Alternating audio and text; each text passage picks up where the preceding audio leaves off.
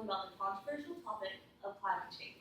Let us first begin by defining climate change as the rising of the Earth's average temperature associated with an enhanced greenhouse effect. Now, I know everyone learned about the greenhouse effect in school, but let's provide a refresher. The greenhouse effect is Earth's natural system of insulation.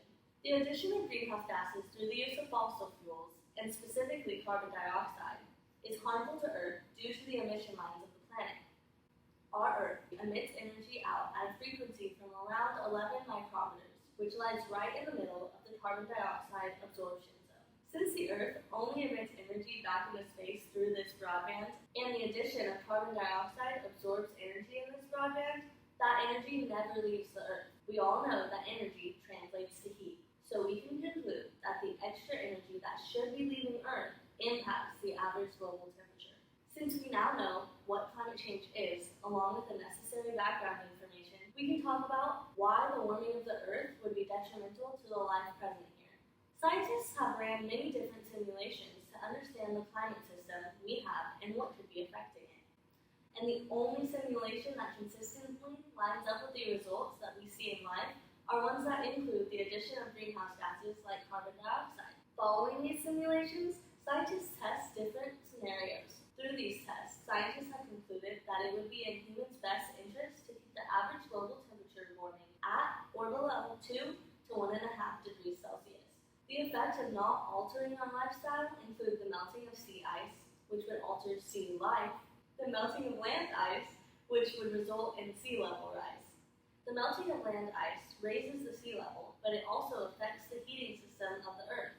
If ice on the surface of the Earth melts, that would cause the albedo of the Earth to lower, resulting in more energy from the sun reaching the Earth's atmosphere, which causes more energy, or heat, to reach Earth, which would in turn start the cycle over and cause the melting of more land ice. Transportation is a large factor contributing to the rise in global temperature. Since cars and all modes of transportation require the burning of fossil fuels, they are huge forces in adding carbon dioxide into the atmosphere. As you can see, keeping the average global temperature below 2 to 1.5 degrees Celsius is necessary to continue life on Earth as we know it, and it is possible with these plans implemented by politicians.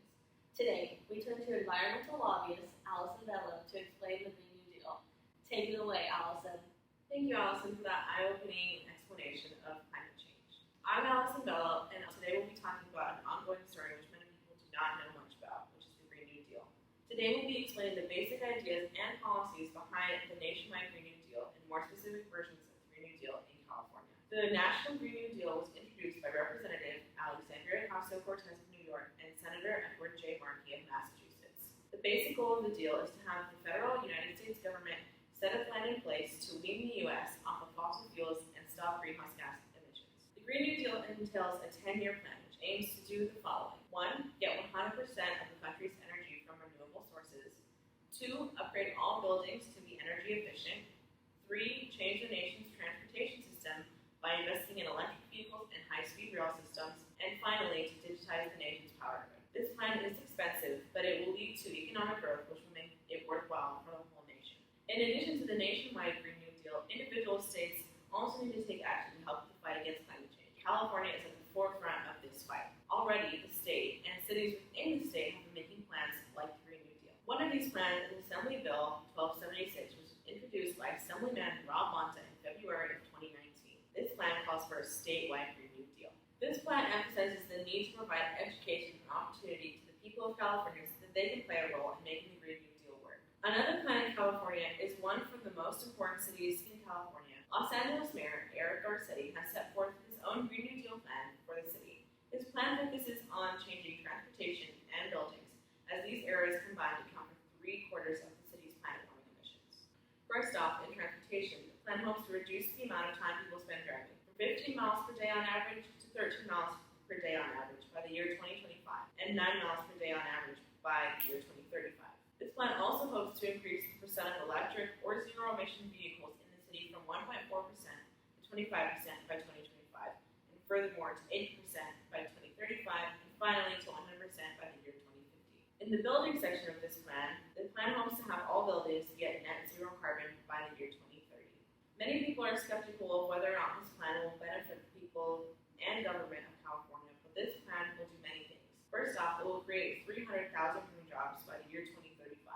highly beneficial to the state. It will also create 28,000 publicly available electric vehicle chargers by the year 2028, which is also a method of encouraging people to use electric vehicles. This plan will also increase the number of electric-run homes, which is a huge benefit for citizens as people in electric homes save an average of $130 to up to $540 per year. The main point we would like to emphasize is how good this plan will be for the city of Los Angeles and how it is important for Los Angeles and furthermore California as a whole to start on the Green New Deal. California is the 5th largest economy in the whole world, and the entire nation and world looks to California as an example of what they should be doing to create progress and move forward into the future concerning climate change and other social issues. We hope that these findings presented to you will open your eyes as to why the Green New Deals being pushed by politicians are important, especially in California, and why you should support